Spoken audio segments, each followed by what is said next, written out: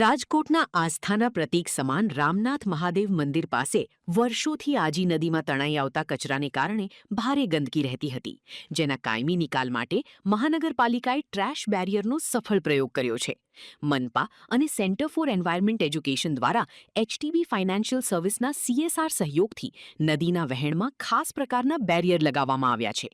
આ વ્યવસ્થાને કારણે પાણીમાં તરતું પ્લાસ્ટિક, ગાંડીવેલ અને અન્ય કચરો મંદિર સુધી પહોંચતા અટકી જાય છે. હવે આ એકત્રિત થયેલા કચરાને મનપા દ્વારા નિયમિત ઉપાડીને વૈજ્ઞાનિક પદ્ધતિથી નિકાલ કરવામાં આવશે. આ પ્રયોગથી મંદિર પરિસર તેમજ નદીનો આ વિસ્તાર હવે સ્વચ્છ અને પવિત્ર બન્યો છે.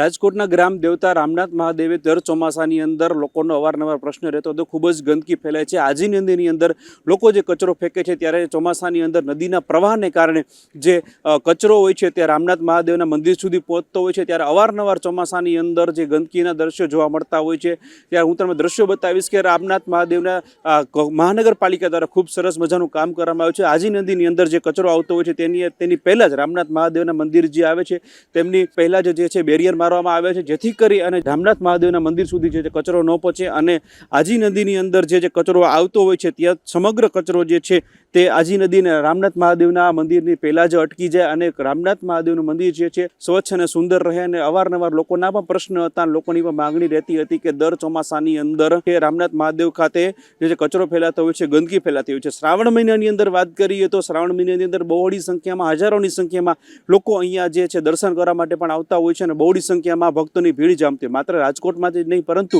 સમગ્ર સૌરાષ્ટ્રમાંથી જે રાજકોટના રામનાથ મહાદેવના દર્શન માટે આવતા હોય છે. અને જે છે લોકોની જે અવારનવાર પ્રશ્નો હતો તેને આખરે તંત્રએ નિવારણ લાવ્યું છે. જે ગંદકીનો પ્રશ્ન રહેતો હતો, જે લોકોનો માંગ હતી કે કચરો અવારનવાર ફેલાય, ગંદકી ન ફેલાય, તે માટે તંત્ર સજ્જ બન્યું છે. તંત્ર દ્વારા સરસ મજાની કામગીરી કરવામાં આવી છે.